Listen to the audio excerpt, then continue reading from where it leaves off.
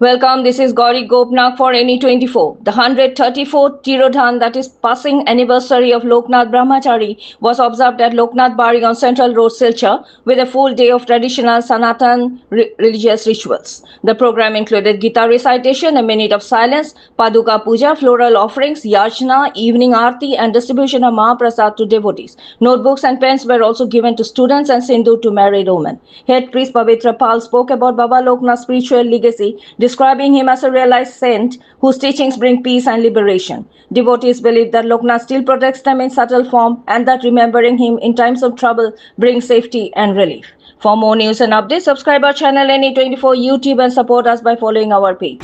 আজকে লোকনাথ বাবার 136তম দিবস মানে মহাপ্রয়াণ দিবস আমরা সব ভক্তরা মিলে শিলচর সেন্ট্রাল রোডের লোকনাথ বাড়িতে আমরা পালন করছি।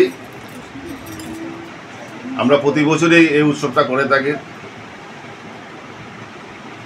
আজকের পূজার ব্রহ্ম মুহূর্তে আমাদের পুজো হয়েছে ভোর 4টায়।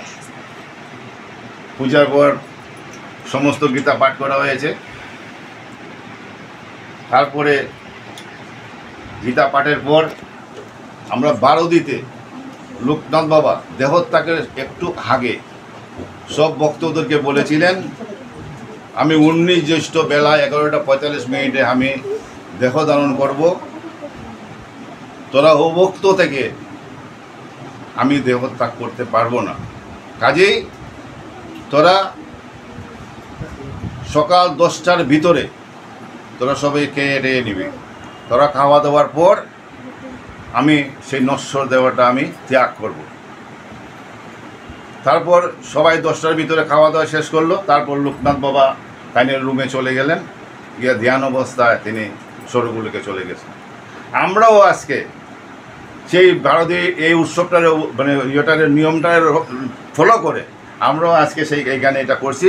আমরাও ঠিক 11:45 আগে বাবার দেহত্যাগ এক মুহূর্তে আমরা সব ভক্তরা একটা মানে কি বলবো স্পেশাল একটা প্রসাদ বানিয়েছি। আমরা শুধু ডাল আর অন্ন দিয়ে আমরা সবে আমরা এটা গ্রহণ করেছি।